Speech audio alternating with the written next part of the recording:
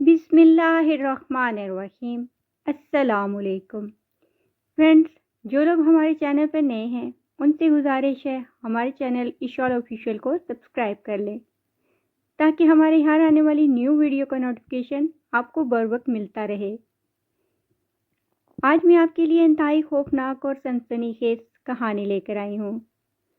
مجھے اس درخت کے پیچھے چھپے ہوئے 1 گھنٹہ ہو گیا تھا۔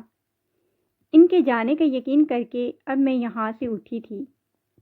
اپنے چاروں طرف نظریں دوڑائیں تو ہر طرف پھیلا سناٹا اس بات کی گواہی دے رہا تھا کہ میرے علاوہ یہاں پر کوئی بھی موجود نہیں ہے۔ ان انجان راستوں پر بھٹک کر میں گھر جانے کا راستہ مکمل طور پر بھول چکی تھی۔ پھر بھی آنسو بہاتی ہوئی ایک طرف چلنے لگی۔ میں ابھی سڑک تک جانے کا راستہ ڈھونڈ ہی رہی تھی کہ اچانک مجھے اپنے پیچھے ایک آواز سنائی دی۔ میں نے پلٹ کے دیکھا تو وہ ایک ضعیف عورت تھی۔ بڑی سی چادر سے منہ ڈھانپے وہ مجھے کہہ رہی تھی کہ بیٹی، اس خوفناک جنگل میں کہاں بھٹکتی پھر رہی ہو؟ چلو آؤ میرے ساتھ، میں تمہیں باہر جانے کا راستہ دکھاتی ہوں۔ اس گھنے جنگل میں اس بوڑھی کی موجودگی حیران کن بات تھی۔ پھر اس کا یقین کر کے اس کے ساتھ چل پڑی تھی میں، یہ جانے بغیر کہ مجھے کہاں لے کے جا رہی ہے۔ میرا نام زارا ہے۔ میرا تعلق ایک ایسے گھر سے تھا جہاں پر انسانوں کی کوئی عزت نہ تھی۔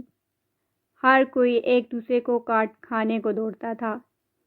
اس کی وجہ یہ تھی کہ رشتوں میں محبت نام کی کوئی بھی چیز نہ تھی۔ ابو امی سے نفرت کیا کرتے تھے۔ اس کی وجہ یہ تھی کہ شادی کو 20 سال گزرنے کے باوجود بھی وہ انہیں ایک بیٹا پیدا کر کے نہ دے سکی تھی، جس کا ابو کو بے حد رنج تھا۔ جب خاندان والے انہیں تانے دیتے کہ سویر احمد، تمہارا بڑھاپا کیسے گزرے گا؟ تمہارے ہاتھ تو کوئی جوان بیٹا بھی نہ ہے۔ یہ باتیں سن کر ابو کو نہایت غصہ آتا اور وہ اپنا غصہ اماں کے اوپر آ کر اتار دیتے۔ کبھی ان کے ساتھ مار پیٹ کرتے تو کبھی گالم گلوچ۔ اس صورتحال میں ہم تینوں بہنیں کسی کونے میں چھپ جایا کرتی تھیں، کیونکہ ہمیں ابو کے غصے سے بے حد ڈر لگتا تھا۔ جب بھی ابو دادی کے پاس سے ہو کر آتے تو دادی ان کے اتنے کان بھر دیا کرتی تھی کہ وہ گھر آ کر اپنی نفرت کا اظہار ہم بہنوں اور ہماری امی سے ضرور کرتے تھے۔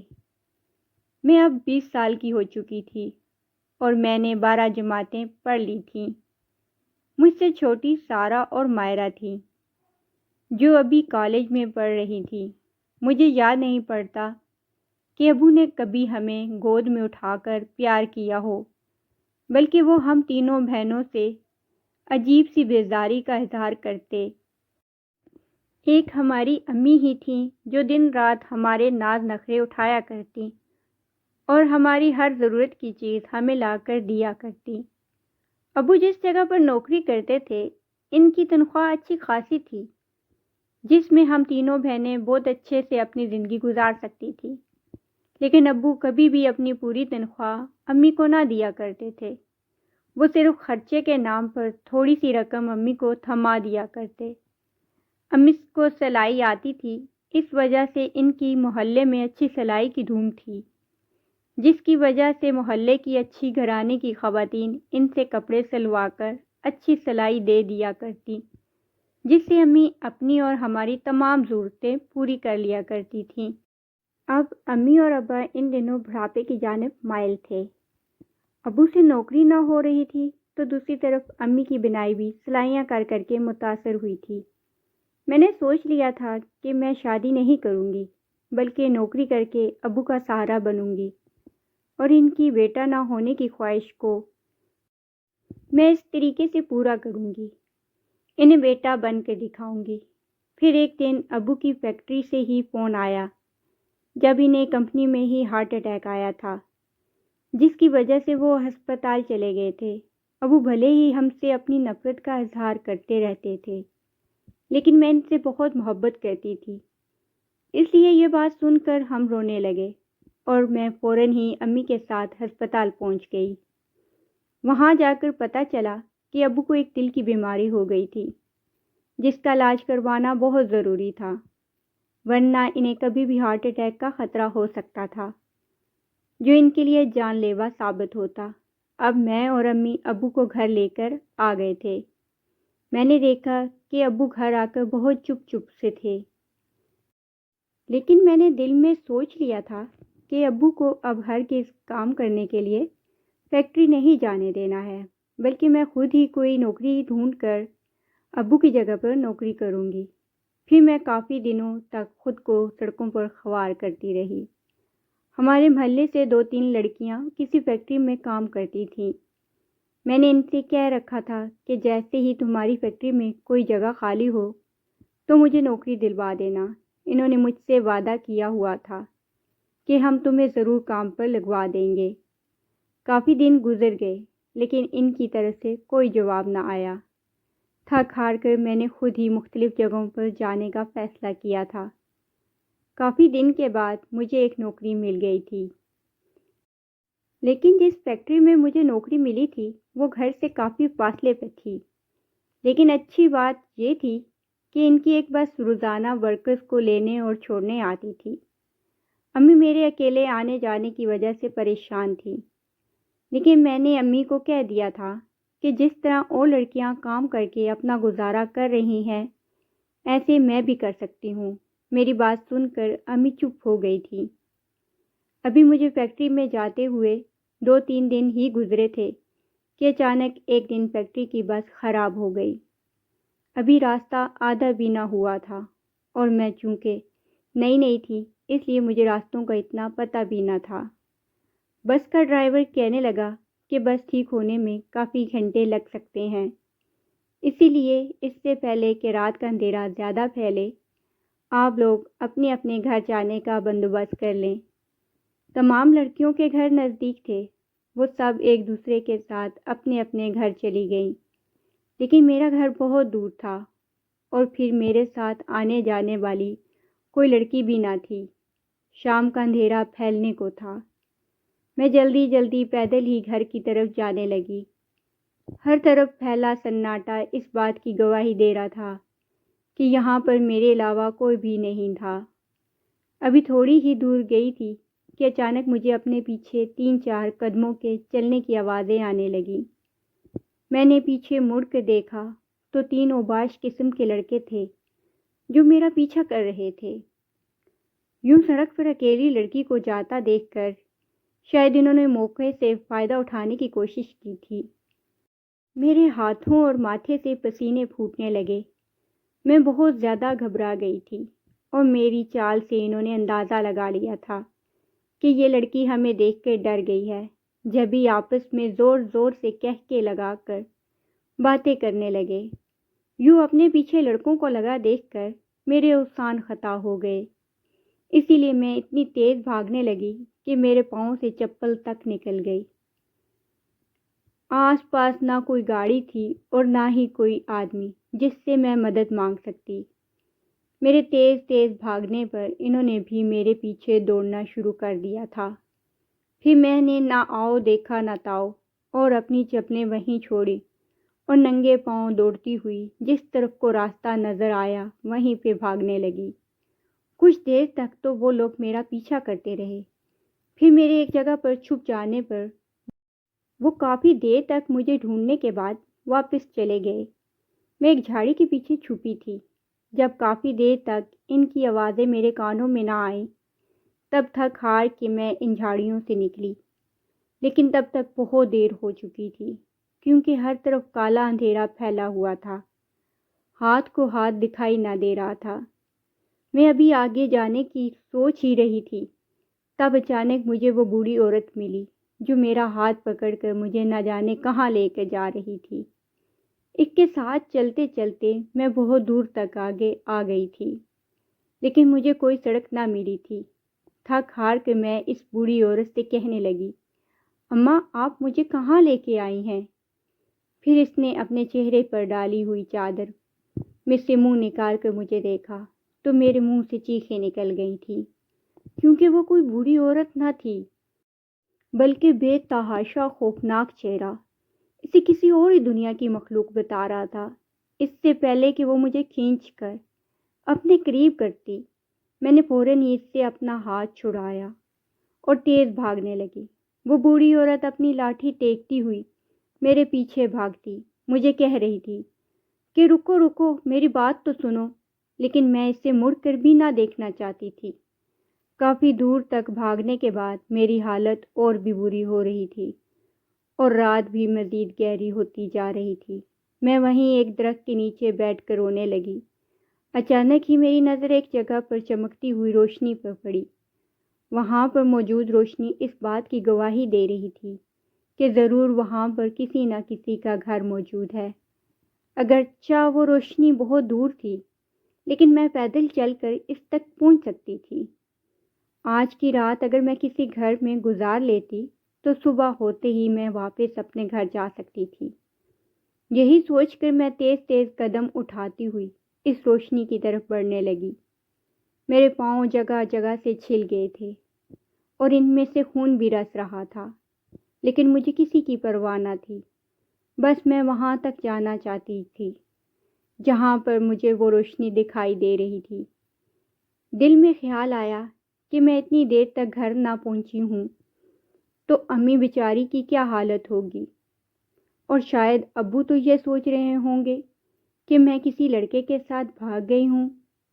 میں سوچنے لگی کہ اگر صبح ہو بھی گئی تو میں کیا منہ لے کر گھر جاؤں گی، شاید امی ابا اب مجھے قبول نہ کریں۔ یہی سوچ کر میں خود کو رونے سے باز نہ رکھ پا رہی تھی۔ پھر کافی لمبا سفر کرنے کے بعد بالآخر میں اس چمکتی ہوئی روشنی کے پاس پہنچ گئی تھی۔ ہر طرف سفید دھواں اٹھ رہا تھا اور اس دھوئیں کے پار سے مجھے نظر آ رہا تھا کہ وہاں کوئی گھر نہ تھا، بلکہ ایک اونچا لمبا خوبصورت محل تھا۔ ایسی محلات تو عموماً میں نے کہانیوں اور فلموں میں ہی دیکھے تھے۔ میں کافی دیر تک کھڑی اس کی خوبصورتی دیکھتی رہی، پھر ڈرتے ڈرتے اس محل کا بڑا سا گیٹ اپنے ہاتھوں سے بجانے لگی۔ اچانک ہی گیٹ کھلا، لیکن اس میں کوئی بھی انسان نظر نہ آیا۔ میں حیران تھی کہ کیا گیٹ خود بخود کھلا ہے؟ پھر ڈرتے ڈرتے اندر داخل ہو گئی۔ باہر سے نظر آنے والا خوبصورت محل اندر سے اور بھی حسین تھا۔ سفید ماربل سے سجا ہوا خوبصورت صحن، کمرے کے دروازے بالکل سفید، ایسے لگتا تھا جیسے چاندی کے بنے ہوئے ہوں۔ بڑے بڑے فانوس اس کے ہال کے اندر لگے ہوئے تھے۔ وہاں پر چلنے پھرنے والے لوگ ایک دوسرے سے بات تک نہ کر رہے تھے۔ کوئی آ رہا تھا تو کوئی اپنی دھن میں جا رہا تھا۔ کسی کی نظر بھی مجھ پر نہ پڑی تھی۔ پھر اچانک ہی میری نظر ہال میں موجود تخت پر بیٹھی ہوئی ایک دوشیزہ کے اوپر پڑی۔ میں خود بھی اچھی شکل و صورت کی مالک ایک خوبصورت لڑکی تھی، لیکن وہ دوشیزہ تو مجھ سے بھی کئی گنا حسین تھی۔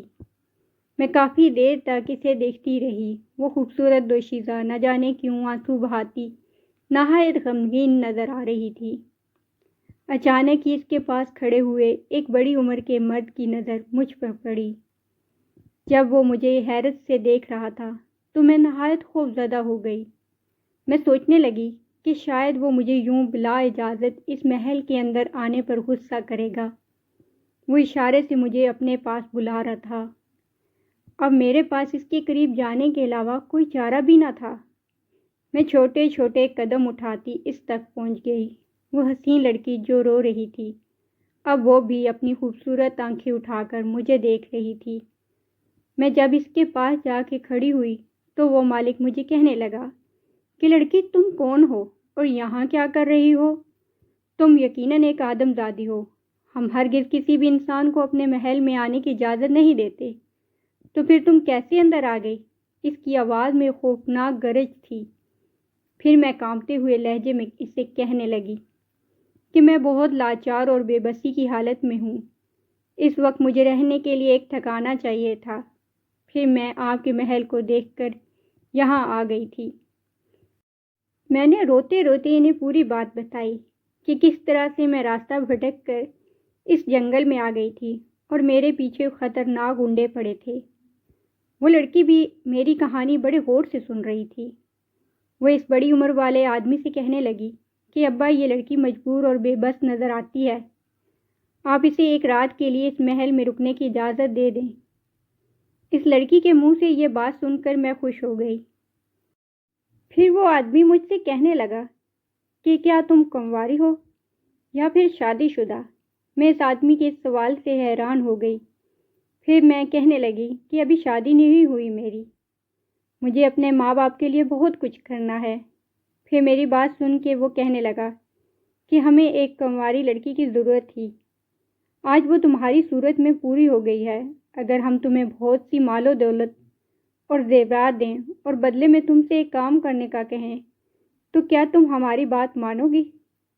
میں اس کی بات سن کے ڈر گئی تھی، لیکن بہت سی دولت آنے کی خواہش نے میرے دل نے کہا کہ مجھے ان کی بات مان لینی چاہیے۔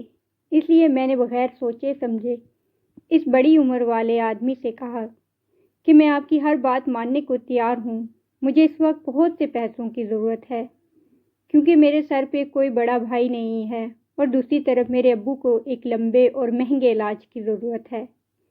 پھر وہ بڑی عمر والا آدمی مجھ سے کہنے لگا کہ ٹھیک ہے، اگر تم ہماری بات ماننے پر راضی ہو تو تم آج ہمارے محل کی شاہی مہمان ہو۔ ہم تمہیں اتنی عزت دیں گے کہ کبھی تمہیں کسی انسان نے بھی نہ دی ہوگی۔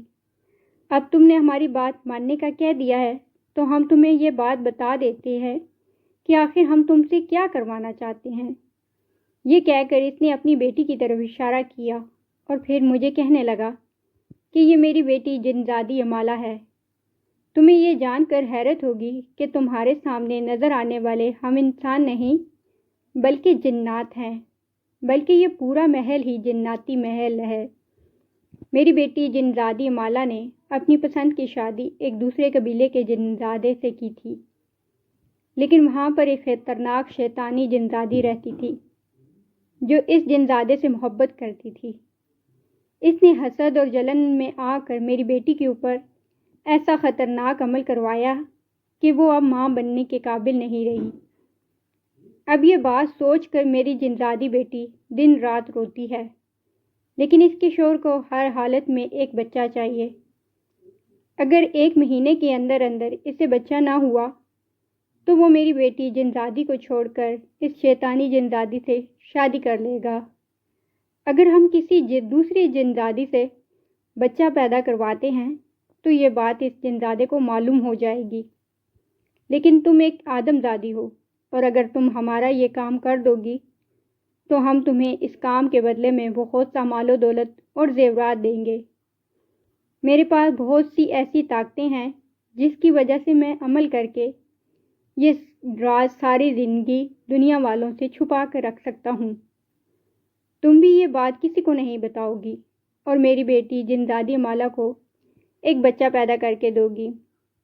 ان کی بات سن کر تو میں گرنے کو تھی، بھلا میں ایک کنواری لڑکی اس جنزادی امالہ کو کہاں سے ایک بچہ دے سکتی تھی؟ پھر مجھے پریشان دیکھ کر وہ کہنے لگا، اس کے لیے تمہیں کچھ بھی نہیں کرنا ہوگا۔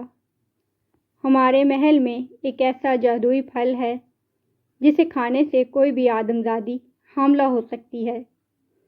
تم نے یہ پھل 3 دفعہ کھانے ہیں اور پھر ٹھیک 3 مہینے بعد تمہیں ایک بچہ کر کے میری بیٹی کو دے دینا ہے۔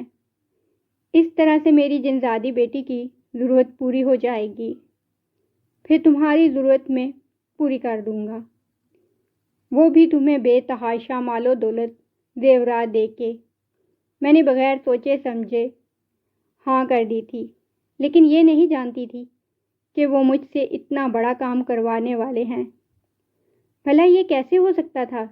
میں اس محل میں آ کر بری طرح پھنس چکی تھی، لیکن وہ جنزادی امالہ مجھے امید بھری نظروں سے دیکھ رہی تھی، اور میں ڈر بھی رہی تھی کہ اگر میں نے انہیں منع کر دیا تو نہ جانے وہ میرے ساتھ کیا سلوک کرتے، ہو سکتا ہے وہ مجھے مار کر وہیں کسی جنگل میں پھینک دیتے۔ مجھے یوں خاموش دیکھ کر وہ جنزادہ مجھ سے کہنے لگا کہ دیکھو تم نے کام کرنے کی حامی بھر لی ہے، اب اگر تم اس سے انکار کرتی ہو تو یاد رکھنا میں انکار کرنے والوں کے ساتھ بہت برا سلوک کرتا ہوں۔ اب اس کے سوا میرے پاس کوئی چارہ نہ تھا کہ میں ان کی بات مان لیتی، اس لیے خاموشی سے میں نے کہہ دیا کہ ٹھیک ہے، میں یہ بات ماننے کے لیے ہاں کرتی ہوں۔ میری ہاں کرنے کی دیر تھی کہ اچانک ہی محل میں جشن کا سماں پیدا ہو گیا۔ تبھی اس بوڑھے جن زادے نے اپنے محل کے نوکروں کو بلایا اور انہیں کہنے لگا کہ فوراً ہی اس لڑکی کے لیے خوبصورت ریشمی لباس تیار کروایا جائے اور ایک لذیذ کھانوں کا دسترخوان اس کے سامنے پیش کیا جائے۔ میں اچھی طرح سمجھ گئی تھی کہ وہ سب میری اتنی خدمت کیوں کر رہے ہیں۔ بدلے میں بھی ایک ایسا کام کرنے جا رہی تھی جس سے مجھے بہت خطرہ تھا۔ تھوڑی ہی دیر بعد میرے پھٹے پرانے کپڑے تبدیل ہو چکے تھے۔ میرے پاؤں میں 1 انچ کی خوبصورت جوتی اور سر پہ نگینے سے سجا ایک تاج رکھا تھا۔ پھر وہ جن زادی امالا میرا ہاتھ تھام کر مجھے ایک بڑی سی ٹیبل کے پاس لے گئی جس پر لذیذ کھانے کی خوشبو میری بھوک کو جگا رہی تھی۔ میں اس شہزادی جن زادی کے برابر میں بیٹھی تھی اور اس کے ساتھ کھانا کھانے لگی۔ وہ سب میری ہاں سن کر بہت خوش نظر آ رہے تھے، لیکن میں اپنے آپ کو بہت بری طرح سے ان کے درمیان پھنسا چکی تھی۔ یوں ہی رات گزر گئی اور پتہ ہی نہ چلا۔ پھر جیسے ہی میرے جانے کا وقت ہوا تو اس بوڑھے جن زادے نے مجھے اپنے پاس بلایا اور کہنے لگا کہ اب تمہارے جانے کا وقت ہو گیا ہے، تم آج یہاں سے چلی جاؤ گی، لیکن یاد رکھنا ٹھیک 3 مہینے بعد تمہیں یہاں پر دوبارہ آنا ہوگا، اور اگر تم یہاں نہ آئی تو ہم تمہارے پاس پہنچ جائیں گے۔ یہ دیکھو تمہارے سامنے ایک تھیلی رکھی ہوئی ہے جس میں ایک سرخ، سبز اور پیلے رنگ کا پھل رکھا ہے، وہ تم نے ایک ایک کر کے کھا لینا ہے۔ ان پھلوں کے بیچ میں ایک راز چھپا ہے، جو بھی ان پھلوں کو کھاتا ہے وہ ایک جن زادے کو پیدا کر دیتا ہے۔ آج سے تمہاری گود میں بھی میری بیٹی جن زادی امالا کا بچہ جنم لینا شروع کر دے گا۔ اس جن زادے کی باتیں انتہائی خوفناک تھیں۔ میں ہرگز ان پھلوں کو کھانا نہیں چاہتی تھی، لیکن اب مجبوری تھی۔ اگر نہ کھاتی تو شاید وہ مجھے وہیں قتل کر دیتے۔ دل ہی دل میں روتے ہوئے میں نے ان پھلوں کو اٹھا کر کھا لیا۔ میں ان سے پوچھنا چاہتی تھی کہ ان پھلوں کو کھانے سے میری صحت پر کوئی اثر تو نہ پڑے گا، یا کسی کو یہ بات پتہ تو نہ چلے گی کہ میری کوکھ میں ایک جن زادی عورت کا بچہ پل رہا ہے۔ لیکن میں اتنی خوفزدہ تھی کہ ان سے یہ بات پوچھ نہ سکی۔ پھر پھل کھانے کے بعد وہ بوڑھا جن زادہ اور اس کی بیٹی بڑے شاطر انداز میں مسکرا رہے تھے، جیسے انہوں نے کوئی بہت بڑی گیم میرے ساتھ کھیل لی ہو۔ پھر میں نے ان سے التجا کی کہ اب میں گھر جانا چاہتی ہوں، کیونکہ ایک رات گھر سے باہر گزارنے پر نہ جانے میرے گھر والے مجھے قبول کریں گے یا نہیں، اور مجھے یہاں سے باہر جانے کا راستہ بھی نہیں پتہ۔ پھر اس نے ایک اشارہ کیا اور ایک جن زادہ اڑتا ہوا آیا اور اس محل کے سردار کے پاس پہنچ گیا۔ اس کے ہاتھ میں ایک چھوٹا سا تھیلا تھا جو اس نے مجھے تھما دیا اور کہنے لگا کہ تم نے ہمارا آدھا کام کیا ہے، اس لیے یہ تمہارا آدھا انعام ہے۔ جب ہمارا کام مکمل ہو جائے گا تو پھر تمہیں اس سے بھی بڑے انعام سے نوازا جائے گا۔ میں نے اس تھیلے کو کھول کے دیکھا تو حیران رہ گئی۔ خوبصورت قیمتی ہیرے اور جوہرات سے بھرا ہوا تھیلا خاصا قیمتی لگ رہا تھا۔ پھر وہ بوڑھا جن زادہ مجھے کہنے لگا کہ اگر تمہارے گھر والے تمہیں قبول نہ کریں تو یہ تھیلا ان کے ہاتھ میں تھما دینا، وہ وہیں چپ ہو جائیں گے، کیونکہ ہم اچھی طرح جانتے ہیں کہ دنیا کے رہنے والے انسان کس قدر لالچی اور دولت کے ریاسہ ہیں۔ یہ دولت ان کا منہ بند کرنے کے لیے کافی ہوگی۔ مجھے اس بوڑھے جن زادے کے اوپر بہت غصہ آیا جو میرے گھر والوں کے بارے میں ایسی باتیں کر رہا تھا، لیکن پھر بھی میری مجبوری تھی، میں اسے کیا کہہ سکتی تھی۔ پھر تھوڑی ہی دیر میں جب میں وہاں سے رخصت ہو رہی تھی تو جاری ہے۔ کہانی کا باقی حصہ دیکھنے کے لیے ہمارے چینل اشال آفیشیل کو سبسکرائب کریں اور ویڈیو کو لائک اور شیئر کرنا مت بھولیں۔ دوسرا حصہ ہمارے چینل پر موجود ہے، اگر آپ واچ کرنا چاہتے ہیں تو واچ کر سکتے ہیں، ڈسکرپشن باکس میں بھی لنک موجود ہے، آپ وہاں سے بھی باقی کی کہانی سن سکتے ہیں۔ اسی کے ساتھ مجھے اجازت دیں، اللہ حافظ۔